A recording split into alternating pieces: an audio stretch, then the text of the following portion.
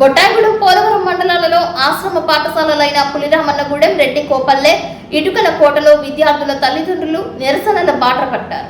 High school గా ఉన్న ఈ పాఠశాలను ప్రైమరీ స్కూల్ గా మారుస్తూ ఐటీడీఏ ఉత్తర్వులు జారీ చేసింది. ఆ ఉత్తర్వులను వ్యతిరేకిస్తూ మారుమూల గ్రామాలకు హైస్కూల్ తప్పనిసరిగా ఉండాలని, వారి పిల్లలు దూరంగా వెళ్లి చదవాలంటే కష్టమని, డ్రాప్ అవుట్లకు అవకాశం ఎక్కువ ఉంటుందని, ఇక్కడ ఉన్న పాఠశాలలను యథావిధిగా హైస్కూల్ గానే ఉంచాలని డిమాండ్ చేస్తూ పులిరామన్నగూడెం, రెడ్డికోపల్లె, ఇటుకల కోటలో విద్యార్థులు, వారి తల్లిదండ్రులు పాఠశాల ఎదుట ఆందోళనకు దిగారు. పూర్తి స్థాయి హైస్కూల్ గా ఉంచే ఉత్తర్వులు వచ్చే వరకు ఆందోళన విరమించేది లేదని వంట వార్పు కార్యక్రమంతో పాఠశాలలో బయటహించారు. పోలవరం మండలం ఇటుకల కోట గిరిజన సంక్షేమ ఆశ్రమ పాఠశాల వద్ద తల్లిదండ్రులు, గ్రామస్తులతో నిరసన కార్యక్రమం చేపట్టడం జరిగింది. ప్రభుత్వం ఇటీవల రేషనలైజేషన్ పేరుతో పాఠశాలలకు తరగతులు కుదిస్తూ ఉంది.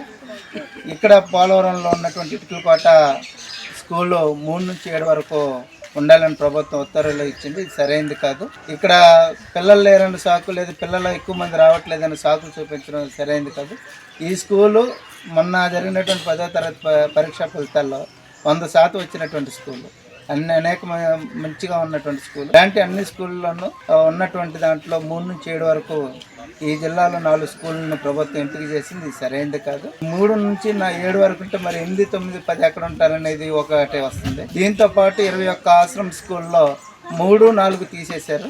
వాళ్ళు ఎక్కడ ఉంటారనేది ప్రశ్నార్థకరంగా ఉంది. ఇది కేవలం ఒక చోట్ల సంఖ్యను తగ్గించారనో, లేదు కొన్ని తరగతులు తగ్గించారని కాదు. ఇది మొత్తం గిరిజన విద్యను ప్రభుత్వం తీసుకొస్తున్నటువంటి విధానాల్లో గిరిజనులు విద్యకు దూరం అయ్యేటువంటి పరిస్థితి వస్తుంది. గత 2015 అప్పుడు ఇప్పుడు ఉన్నటువంటి టీడీపీ ప్రభుత్వం ఆశ్రమ స్కూల్స్ ఉండకూడదు, అన్ని కూడా హాస్టల్స్ ఉండకూడదు, స్కూల్స్ ఉండాలి అనేది ప్రభుత్వం తీసుకొచ్చి ఇక్కడ ఉన్నటువంటి 54 ఆశ్రమ హాస్టల్స్ 25 హాస్టల్స్ స్కూల్గా తీసుకొచ్చింది.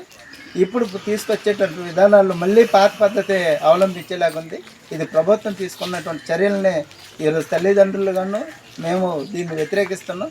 ఇక్కడ పాత పద్ధతులనే యథాతథంగా అన్ని తరగతులు 10వ తరగతి వరకు ఉండేలాగా ప్రభుత్వం చర్యలు లేని పక్షంలో మరిన్ని ఆందోళనలు చేపడతాను ప్రభుత్వానికి ఈ సందర్భంగా విజ్ఞప్తి చేస్తాను.